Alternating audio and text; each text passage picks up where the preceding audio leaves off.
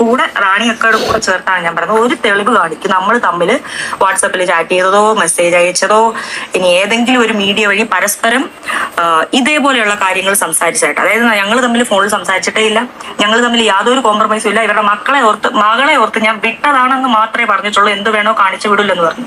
ചില കാര്യങ്ങളും പ്രശ്നങ്ങളും മറ്റു ചില കാരണങ്ങളും കാരണം പ്രധാനമായിട്ടും ഇവരുടെ ഈ സംസാര രീതി എനിക്കറിയാവുന്ന ആൾക്കാരുടെ ഇടയിൽ ചർച്ചയായപ്പോൾ എനിക്ക് അത് വളരെ ഡിസ്റ്റർബൻസ് ആയിരുന്നു. എനിക്ക് ഉറക്കക്കുറവുണ്ടായിരുന്നു, ഇച്ചിരി സ്ട്രെസ് ഉണ്ടായിരുന്നു. അങ്ങനെയുള്ള നമ്മൾ എത്ര മൈൻഡ് ചെയ്തില്ലെങ്കിൽ പോലും എങ്ങനെ വീട്ടിലൊരു കാര്യം സംസാരിച്ച് വരുമ്പോഴും അമ്മയ്ക്ക് ഇതൊരു ടെൻഷനായിട്ട് ഞാൻ കാണുന്നു, മണിയമ്മയ്ക്ക് ഇതൊരു ടെൻഷനായിട്ട് കാണുന്നു. അമ്മൂനെ പറഞ്ഞിട്ട് അമ്മൂന് ഇതൊരു പ്രശ്നം, അച്ചാച്ചി അണ്ണാണിയും ചേർത്തിട്ട് വളരെ മോശമായിട്ട് വന്നപ്പോൾ അച്ചാച്ചൊക്കെ എല്ലാം നെവർ മൈൻഡാണ്. പക്ഷേങ്കിൽ പോലും എവിടെയോ ഒരു അനാവശ്യമായി അങ്ങനെ ഒരാളെ എന്തിനാവശ്യമില്ലാത്തൊരു കാര്യം നമ്മുടെ ജീവിതത്തിൽ എന്ന് ഒരു ചിന്ത എല്ലാവർക്കും ഉണ്ടാവുമല്ലോ. അങ്ങനെ വിചാരിച്ചിട്ടാണ് നമ്മൾ വിചാരിച്ചെന്നാൽ വെഡിങ് ആനിവേഴ്സറി അല്ലേ മലപ്പുറത്ത് പോയേക്കാന്ന് വിചാരിച്ചു. ഈ ഉറക്കക്കുറവും പ്രശ്നങ്ങളും കാരണം എന്ത് പറ്റിയെന്ന് പറഞ്ഞാൽ അറിയാം, എനിക്ക് ഫിക്സിൻ്റെ പ്രശ്നം ഉള്ളതാണ്. അത് ഇന്നോ ഇന്നലെയോ തുടങ്ങിയതല്ല, പാരമ്പര്യമായിട്ട് ഞങ്ങളുടെ ഫാമിലിയിലുണ്ട്. എനിക്ക് വലുതായതിനു ശേഷമാണ് വന്നത്. പക്ഷേ പാരമ്പര്യമായിട്ട് അണ്ണാണിക്കുണ്ടായിരുന്നു. 2 വയസ്സോ മറ്റവരെ മരുന്ന് കഴിച്ചിട്ടാണ് അത് മാറിയത്. ഞാൻ വീണു, ഊട്ടി കൊടൈക്കനാലൊക്കെ അണ്ണാണ്ട് കൂടെ പോയി.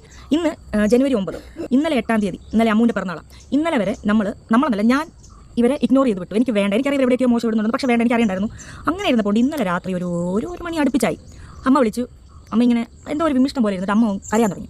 അമ്മ ഭയങ്കര കരച്ചിൽ. അതായത് ഇനി ചാനൽ വേണ്ട, വീഡിയോ ഇടേണ്ട മോളെ, അങ്ങനെ ഇങ്ങനെ പഠിച്ചിട്ട് എനിക്ക് മനസ്സിലാവുന്നില്ല. എന്തിനാ കരഞ്ഞുകൊണ്ട് സംസാരിക്കുമ്പോൾ നമുക്ക് എന്താ ഈ പറയുന്നതെന്ന് മനസ്സിലാവുന്നില്ല. അതായത് കഴിഞ്ഞ കുറച്ച് ദിവസമായിട്ട് അമ്മ ഇങ്ങനെ മാനസികമായിട്ട് ഇങ്ങനെ വിങ്ങി നടക്കുക. കമൻറ്റിനെ പറ്റി പറഞ്ഞാൽ ഞാൻ വഴക്ക് പറയും, എങ്ങനെ എന്നോട് പറയുമെന്ന് അറിയത്തില്ല. അച്ചാച്ചിയാണെങ്കിൽ ഇങ്ങനെ പറയാൻ വരുമ്പോൾ കേൾക്കത്തില്ല. ഒരു അമ്മയെന്ന് പറഞ്ഞാൽ പക്ക നാട്ടിൻപുറത്തെ ആ ഒരു ജീവിതം. അമ്മയുടെ ലോകം എന്ന് പറഞ്ഞാൽ ഞാൻ, അച്ചാച്ചി, അണ്ണാണി, കുഞ്ഞ്, അമ്മു, ഞങ്ങൾ പട്ടി, പൂച്ച, കോഴി, ഈ ഒരു ചെറിയ ഒരു ചുറ്റുപാടിലാണ് അമ്മ. അതാണ് അമ്മയുടെ ലോകം. അപ്പോൾ അതിലിങ്ങനെ അപ്പോൾ ഇതെന്താ സംഭവം എനിക്ക് മനസ്സിലായി. അമ്മ യൂട്യൂബ് വേണ്ട, അങ്ങനെ യൂട്യൂബ് ഒന്നും വേണ്ടെന്ന് പറഞ്ഞപ്പോൾ എനിക്ക് തോന്നി എവിടെയോ എന്തോ ഒരു സംഭവം കാണുമെന്ന്. ഞാൻ ശരി വേണ്ട, നമുക്ക് പിന്നെ സംസാരിക്കാം, അങ്ങനെ ഇങ്ങനെ എല്ലാം പറഞ്ഞ് ഫോൺ വെച്ചിട്ട് അച്ചാച്ചി വിളിച്ചു. അപ്പോൾ അച്ചാച്ചി വിളിച്ചപ്പോൾ അച്ചാച്ചിയാണ് പറയുന്നത്, പിന്നെ എന്തോ നെഗറ്റീവ് കമൻറ്റ് റാണി കാര്യം പറഞ്ഞുകൊണ്ട് എൻ്റെ അടുത്തും വന്നു. അപ്പോൾ ഞാനത് തമാശയ്ക്ക് വേണ്ട വിട്ടേരെന്ന് പറഞ്ഞ് കാര്യമാക്കാണ്ട് വിട്ടു എന്നെല്ലാം പറഞ്ഞു. ഇതെന്താണെന്ന് ഞാൻ അറിയുന്നില്ലായിരുന്നു.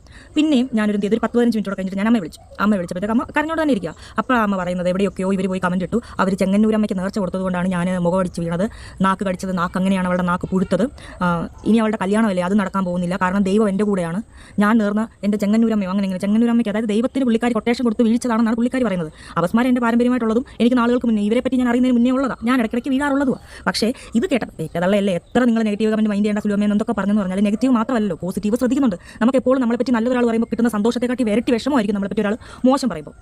അപ്പം എനിക്ക് ഇത് കേട്ടപ്പം എനിക്ക് ഒന്നാമത്തെ കാര്യം, ഒരാളുടെ ബാഹ്യമായ കാര്യങ്ങളിലോ അല്ലെങ്കിൽ ഒരാളുടെ ഒരു അസുഖത്തിലോ രൂപത്തിലോ ഉള്ള അല്ലെ അവരെ കൊണ്ടൊന്നും ചെയ്യാൻ പറ്റാത്ത ചില കാര്യങ്ങളിൽ എന്തെങ്കിലും കുറവുകളുള്ളതിനെ കുറ്റപ്പെടുത്തുന്നത് എനിക്ക് തീരെ താല്പര്യമുള്ളൊരു കാര്യമല്ല. ഒരാളെന്താ ഇങ്ങനെ ഇരിക്കുന്നത്, സ്കിൻ എന്താ ഇങ്ങനെ, അല്ലെ മുടി എന്താ ഇങ്ങനെ, അതെന്താ അസുഖം, എന്താ വണ്ണം, ഇങ്ങനെയൊന്നും ചോദിക്കുന്നതും കാര്യമൊന്നും പൊതുവേ ഞങ്ങൾ ആരും ചെയ്യാറില്ല. ചെയ്യുന്നത് ഞാൻ സപ്പോർട്ട് ചെയ്യാറുണ്ട്. ഇപ്പോൾ കണ്ടു കാണുമല്ലോ, കഴിഞ്ഞ ദിവസം ചില ദ്വയാർത്ഥം, അതായത് ഡബിൾ മീനിങ് ഉള്ള വാക്കുകൾ പറഞ്ഞു എന്നും പറഞ്ഞിട്ട് കേസ് കൊടുത്തതും അറസ്റ്റിലായതൊക്കെ കാണുന്നുണ്ടല്ലോ. അപ്പം അതായത് പണ്ട് മീറ്റുമില്ലായിരുന്നു, എല്ലാവരും അവരവരുടെ പ്രൊഫഷനിൽ അല്ലെങ്കിൽ ജോലി ചെയ്യുന്ന സ്ഥലത്ത് എവിടെയാണോ അവർ നേരിട്ട ചില കാര്യങ്ങളെ പറ്റി ചർച്ച ചെയ്യുന്നത്. അതേപോലെ തങ്ങൾക്കുണ്ടായ ഓരോരുത്തരുടെയും അശ്ലീലമായ കമൻറ്റ് ഇട്ടതോ അല്ലെങ്കിൽ മോശം തങ്ങളെപ്പറ്റി പറഞ്ഞു വരുത്തുന്ന കമൻറ്റ് ഇട്ട വ്യക്തികൾക്കെതിരെ കേസ് കൊടുത്തു തുടങ്ങിയിട്ടുണ്ട്. രാവിലെയും കുറേ പേരുടെ ഇങ്ങനെ യൂട്യൂബിലും അല്ലാണ്ടും ഒക്കെ കാണുന്നുണ്ടായിരുന്നു.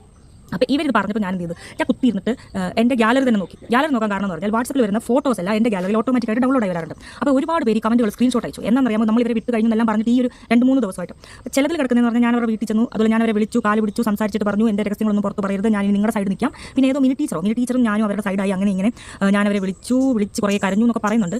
ഇപ്പം ഞാൻ ഈ സംസാരിക്കുന്നത് ഞാൻ നിങ്ങളോട് പറഞ്ഞില്ല, ഓരോരുത്തരോട് വന്നു കൂടെ റാണിയൊക്കെ കൂടെ ചേർത്താണ് ഞാൻ പറഞ്ഞത്. ഒരു തെളിവ് കാണിക്കും നമ്മൾ തമ്മിൽ വാട്സപ്പിൽ ചാറ്റ് ചെയ്തതോ മെസ്സേജ് അയച്ചതോ ഇനി ഏതെങ്കിലും ഒരു മീഡിയ വഴി പരസ്പരം ഇതേപോലെയുള്ള കാര്യങ്ങൾ സംസാരിച്ചാൽ നിങ്ങളെ വളരെ അടുത്തറിയാവുന്ന ആളുകൾ, നിങ്ങളോട് ചേർന്ന് നിങ്ങൾ ദിവസം കാണുന്ന വ്യക്തികൾ പോലും പറഞ്ഞത് നിങ്ങൾക്ക് മാനസികമായ പ്രശ്നം ഉണ്ടെന്ന്. ഇനി അത് പറയുന്ന വാക്ക് തെറ്റാണെങ്കിൽ നിങ്ങൾ അങ്ങ് ക്ഷമിക്കുക. അപ്പോൾ ഇങ്ങനെ ഒരു അസുഖം ഉള്ള വ്യക്തി ഉള്ളതിൻ്റെ ഒരു സഹതാപം ഓർത്തിട്ടും വെറുതെ വിട്ടുന്നതാണ്.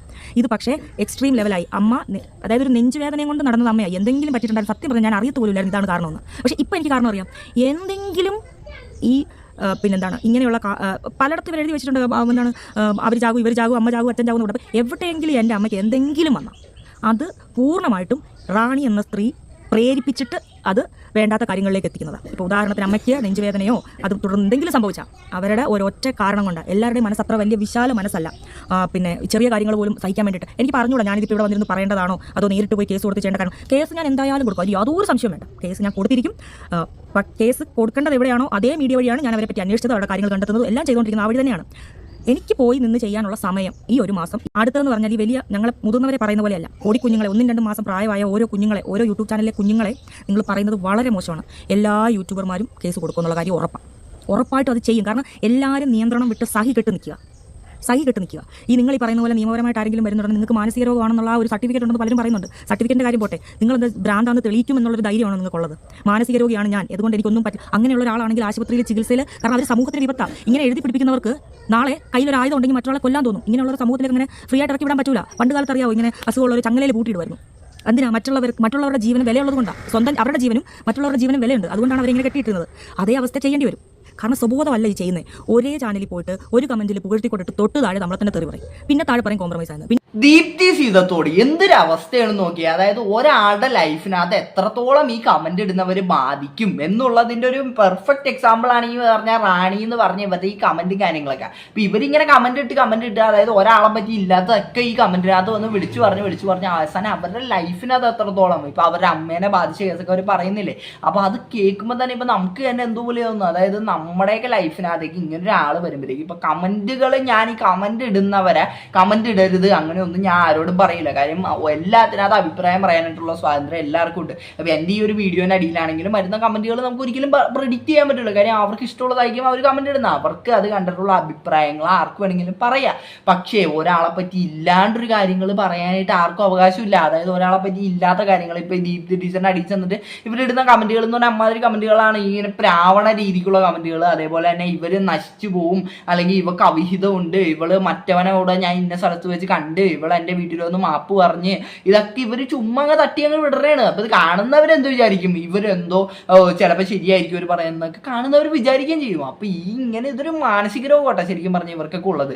അപ്പൊ ഈ റാണി എന്ന് പറഞ്ഞവർ കാണുന്നുണ്ടെങ്കിൽ എനിക്ക് നിങ്ങളോട് പറയാനുള്ള, നിങ്ങൾക്ക് എന്തോ നല്ല മെന്റലി എന്തോ പ്രശ്നമുണ്ട്. നിങ്ങൾ പോയിട്ട് വല്ല സൈക്യാട്രിസ്റ്റിനോ അല്ലെങ്കിൽ ഇതിനായിട്ട് റിലേറ്റ് ചെയ്തിട്ടുള്ള മെഡിക്കലായിട്ടുള്ള ആരെങ്കിലും കൺസിഡർ ചെയ്യുന്നത് നല്ലതായിരിക്കും. കാര്യം നിങ്ങൾ കാരണം പലർക്കും ഉപദ്രവം ഉണ്ടാവുന്നുണ്ട്. അപ്പൊ എനിക്ക് അത്രയാണ് ഇതിനകത്ത് പറയാനുള്ളത് മെയിനായിട്ടും. അപ്പൊ എന്താണ് ഇതിനെപ്പറ്റി നിങ്ങൾക്ക് പറയാനുള്ളത്? വീഡിയോയുടെ കണ്ടിട്ട് ഇഷ്ടപ്പെട്ടെല്ലാം സബ്സ്ക്രൈബ് ചെയ്യാൻ പലർക്കും ചില കാര്യങ്ങളും പ്രശ്നങ്ങളും മറ്റു ചില കാരണങ്ങളും കാരണം പ്രധാനമായിട്ടും ഇവരുടെ ഈ സംസാര രീതി എനിക്കറിയാവുന്ന ആൾക്കാരുടെ ഇടയിൽ ചർച്ചയായപ്പോൾ എനിക്ക് അത് വളരെ ഡിസ്റ്റർബൻസ് ആയിരുന്നു. എനിക്ക് ഉറക്കക്കുറവുണ്ടായിരുന്നു, ഇച്ചിരി സ്ട്രെസ് ഉണ്ടായിരുന്നു. അങ്ങനെയുള്ള നമ്മൾ എത്ര മൈൻഡ് ചെയ്തില്ലെങ്കിൽ പോലും എങ്ങനെ വീട്ടിലൊരു കാര്യം സംസാരിച്ച് വരുമ്പോഴും അമ്മയ്ക്ക് ഇതൊരു ടെൻഷനായിട്ട് ഞാൻ കാണുന്നു, മണിയമ്മയ്ക്ക് ഇതൊരു ടെൻഷനായിട്ട് കാണുന്നു. അമ്മൂനെ പറഞ്ഞിട്ട് അമ്മൂന് ഇതൊരു പ്രശ്നം, അച്ചാച്ചി അണ്ണാണിയും ചേർത്തിട്ട് വളരെ മോശമായിട്ട് വന്നപ്പോൾ അച്ചാച്ചൊക്കെ എല്ലാം നെവർ മൈൻഡാണ്. പക്ഷേങ്കിൽ പോലും എവിടെയോ ഒരു അനാവശ്യമായി അങ്ങനെ ഒരാളെ എന്തിനാവശ്യമില്ലാത്തൊരു കാര്യം നമ്മുടെ ജീവിതത്തിൽ എന്ന് ഒരു ചിന്ത എല്ലാവർക്കും ഉണ്ടാവുമല്ലോ.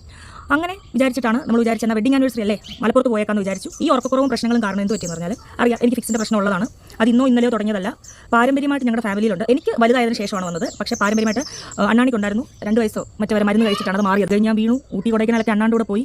ഇന്ന് ജനുവരി 9, ഇന്നലെ 8-ാം തീയതി, ഇന്നലെ അമ്മൂൻ്റെ പിറന്നാളാണ്. ഇന്നലെ വരെ നമ്മളെന്നല്ല, ഞാൻ ഇവരെ ഇഗ്നോർ ചെയ്ത് വിട്ടു. എനിക്ക് വേണ്ട, എനിക്കറിയാം എവിടെയൊക്കെയോ മോശം ഇടുന്നുണ്ട്, പക്ഷേ വേണ്ട, എനിക്കറിയണ്ടായിരുന്നു. അങ്ങനെ ഇരുന്നപ്പോൾ ഇന്നലെ രാത്രി ഒരു മണി അടുപ്പിച്ചായി അമ്മ വിളിച്ചു. അമ്മ ഇങ്ങനെ എന്തോ ഒരു വിമിഷ്ടം പോലെ ഇരുന്നിട്ട് അമ്മ അറിയാൻ തുടങ്ങി. അമ്മ ഭയങ്കര കരച്ചിൽ. അതായത്